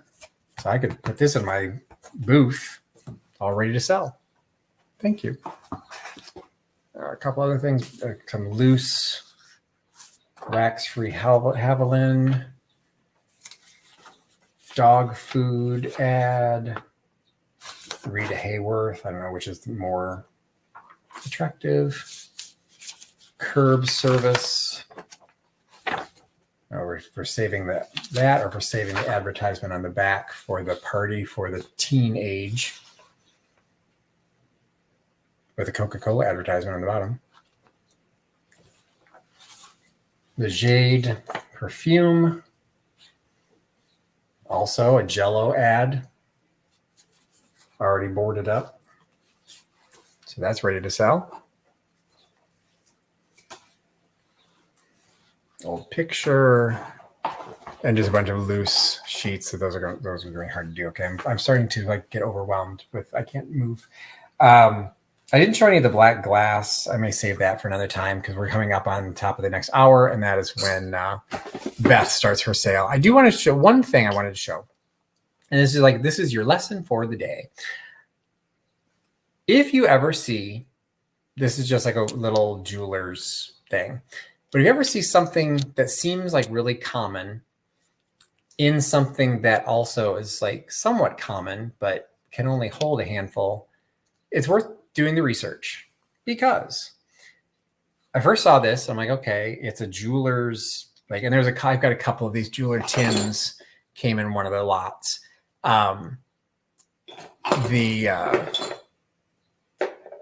Thanks, Beth. So it's like one of many that were in there, but this one actually had something in it. I'm like, well, why would they have dimes in here? Well, guess what? I researched the dimes. They are, and you can kind of tell, you look at them, they're silver dimes. So they're 1946 D silver dimes. There's 2 of them. They're not super valuable, but they're listing on eBay for up to $10, depending on their condition. So somebody recognized that they had silver dimes And so they saved them. And if I had just not paid attention, I would just thrown them into my coin jar. And, so, I don't know. I might put them in my booth for a couple bucks. I'm not going to try and they're listed anywhere from like $4 up to about $10, then depending on shipping. So I paid basically nothing for these. So if I can sell them for a couple bucks, show that they're silver coins. If you know anybody born in 1946, it's kind of a cool thing to have. Let's see what else was in my reach. These I thought were cool. I think they're watch fobs. They're both dated 1924. So I thought these were kind of cool. One's got like a little Native American headdress on it in 1924. And I'm assuming that's the initials, WBT. But it kind of looks like a badge. But I think it's a watch fob. We have an Antique Roadshow buying event coming to our area soon, and they'll be buying coins and ephemera. Oh, nice. Let's see. So I showed the stuff around me there. I showed all of that. So I will peek in. What can I reach in here? Actually, there's one thing, because there's one other item I bought. Okay. This was some black glass. Figured with Halloween coming, some of the black glass that I wasn't particularly interested in, this will probably do well in the booth, just because, like, if you're a creative type, you've got a pair of these matching perfect condition black glass. You could do little vignettes in them, or put little pumpkins or something.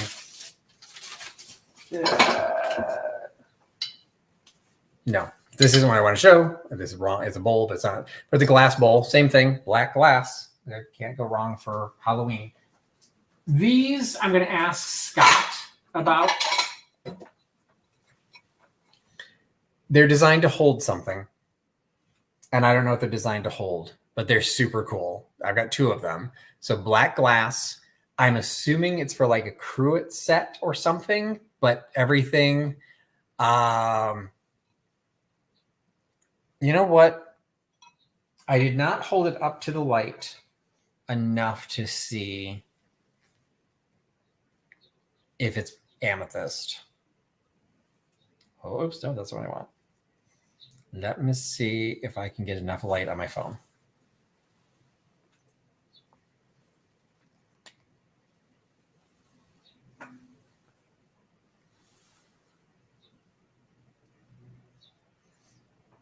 I would say it's black milk glass. I'm not getting any tint to that. So I do think it's black milk glass.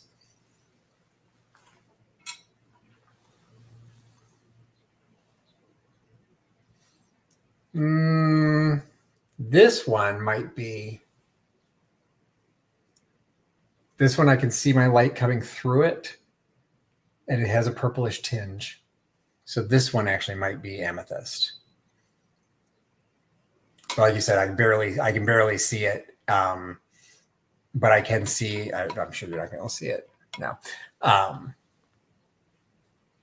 I can see my light, the light bulb itself coming through, and it does have a tint to it. But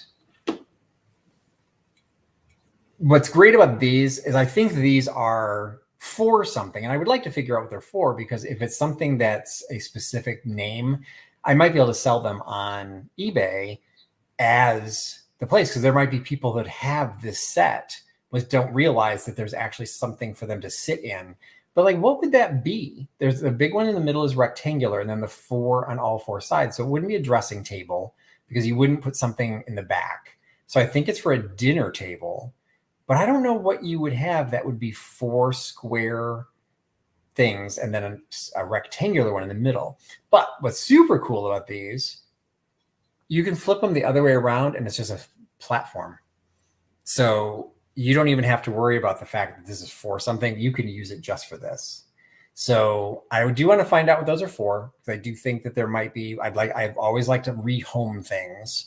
So if somebody could use this for their set, that would be my goal. But again, as a plateau for a Halloween decor, there's two of these. They're in great shape. They're not chipped or anything. Super, super cool. But that's not what I wanted to show. I wanted to show, well, what's this?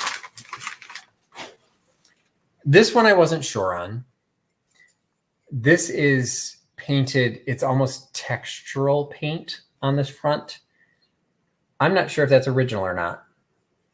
I'm assuming it is, but I've never felt such depth to the paint. And it's like, it's a tidbit tray. So like you're going to put stuff on there, but you couldn't have painted the back because you wouldn't see it. So I wasn't sure about that one, if that's original or not.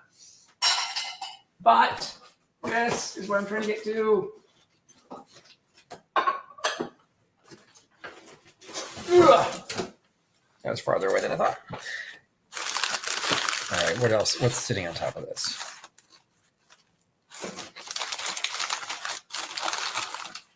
Okay, well, I got a pair of candlesticks.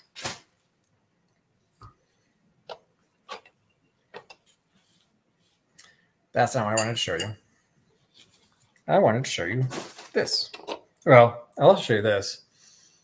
L'Envol. I need to do some research on this.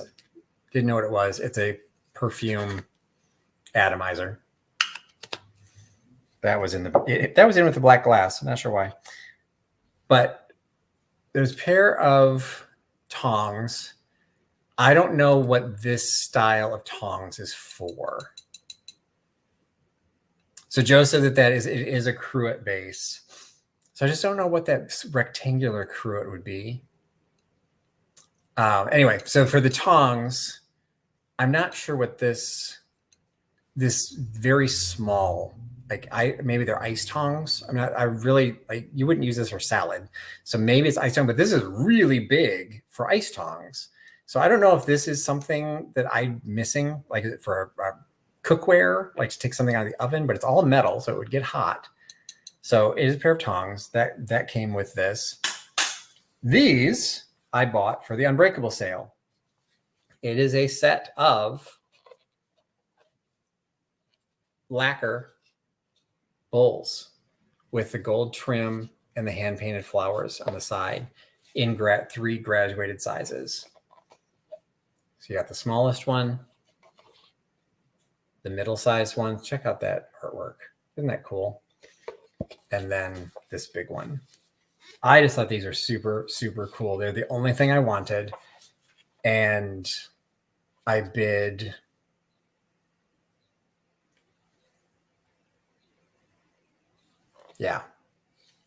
I bid $5 for these. And I got those trivets, that tidbit tray, that bowl, the pair of handled sherbet cups, these candlesticks, another pair of candlesticks, and a lone candlestick, all thrown in for free. $5. So I was pretty happy with that. Some of the other pieces, which I guess are farther away, I can't quite reach them. I did specifically buy a couple of items. Well, actually, that Hager vase was in the black glass section, so I'm not sure who wasn't paying attention. But so that I bought separate. Bought that first. I bought a pair of tall candlesticks with gold trim painted on them. Those I specifically bought because they were gorgeous. And then I bought a little elephant glass, black glass elephant paper blotter, rolling blotter pad, and a desk dog. It has sitting up, and it's got a coil on its back to hold letters. So those I bought separately, specifically to resell. And then all this other stuff, I wanted this for $5 and I got everything else. So like whatever I can get out of it. Glass is a pain in the butt to ship. So all this stuff will just go to my booth. And that's what I'm planning to do today. So I'm going to take all this stuff to my booth, start marking and, get what I can get for it, give them a good price, and hopefully it'll sell. They should be doing there's a table kind of in the middle of the store that's really nice. They grab from all of our booths. It's always a theme. The last theme was back to school. They had like a bird theme for the summer. They'll should be doing a fall one and then a Halloween one. So like a lot of this will be for the sale with Scott, but the black glass will probably go in there, and it probably would sell because it'll make for nice, like these would make for some nice vignettes. Again, these little handled. So yeah. So I got some other books over there. Oh, one other thing, if I could reach them, I don't like the art in here, but I couldn't pass up the frames. So I did actually buy these. Again, not a big fan of this art, but the art was added later. You can see it's not even matted properly. You can see it's not the same size. I think these frames are from the 30s. Check out the art, the paint that's still on here. And if you can see it, it's I always fail this one. Convex. The glass curves out. This glass is very, very expensive. And I actually rarely see it in just regular frames like this. Usually it's like an oval frame or something, because then once it breaks, it's almost impossible to get it replaced. So there's value to this. I'll probably take the art out and see if I've got something that looks better inside. Not Arpège Lancôme. It was Lanvin. Lanvin. Lanvin. Not Lancôme. Unless Lancôme owned the Lanvin. So I have 3 of these. So I'm hoping to, and they're just, the art just nailed in. So I should be able to replace the art fairly easily. Oddly, not all of the glass is as convex. They are all convex, but one of them, it's like at a glance, you can't tell. Like this one, you can kind of see, like even just the way the glare is going on the camera, you can tell that there's something about it. Like, wait, why is the glare being weird? You can tell it's curved. There's another one that initially you can't tell, but when you go to feel it, you can actually tell there is a curvature to it. So I don't know why that's the case. And like, if you know, I was going to ask Scott, but I think that design, like I originally said 30s, like that could be from the teens. I don't know. I've seen military, World War I military art photographs done with this type of glass. So I don't know when that was big. So maybe the teens. So I mean, these are over 100 years old, or like I'm thinking they're over 100 years old. Even if the frames are reproduction, this glass is not reproduced this way. So I was pretty excited to have these, and I was actually surprised that no one else was fighting me for those. And a bunch of books, some other art that I got along with that was ugly. That'll probably just go to Goodwill. But yeah, anyway, that's it. So I'm like right at the top of the hour. Beth is going over to go into her sale. Probably won't be joining. I might join her for a little bit, but I'm like absolutely surrounded, and I have not had breakfast or lunch, so I may need to eat. But hey, appreciate those of you who joined me. Like I don't even know how many I had. Like for a while, I was just like rambling. The stuff that I got, like I said, a lot of it's going to go straight to my booth.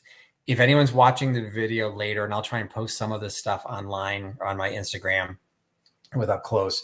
If anyone's interested in just purchasing it outright, particularly the bird, because like I said, I already have one offer, a very nice offer. I need to give her close-ups. The one that's damaged, it's just this bird has a little beak problem. But she's giving me, like, unless this is worth a heck of a lot more than I thought it was, she's giving a very fair price on it. But I know at least 2 other people have showed interest in it. So I need to see like what people are willing to pay. And Beth's got ideas. We always love our ideas. So we're trying to come up with new things. I will be doing more stuff with the jewelry, Beth. I know you're booked for a while, but I would love to be able to start going through it. Some of the jewelry will just end up going to my booth just to refresh some of the necklaces that I'm selling there. But anyway, thanks everyone who have joined in. And if you have questions, you can comment on the video or send me some private comments if there's anything you are interested in picking up. I'm more than happy to sell everything you've seen, almost everything you've seen, except for that bird. That one's mine. If there's something, if we can work out a price, some of it will go on eBay. So if you want to do some research, just give you a good deal. The fact that I can just sell it without having to list it I'm not looking for top dollar. For those of you who worked with me before, I want this to go to a good home. If this is something that you want because you collect it, I want to give it to you at a good price. So like, obviously I just shared, I don't normally share how little I pay for some things, but this one was fun. So thanks for joining me. I will hopefully be doing more videos. I'm going to be doing something different for the video, the drop sale that Beth and I co-host. I host it this month. It's coming up on the 22nd. It's going to be a little bit different. And I will just say there's going to be a live sale component on top of the drop sale. So watch our information for that. So it's top of the hour. So make sure you hop over to Carolina Princess Sweet Treats and Pretties. Beth is doing a live chat, and you can see all the fun stuff she got at her church sale. Talk to y'all later. Thanks for putting your trust in Trusty Huckster. Bye.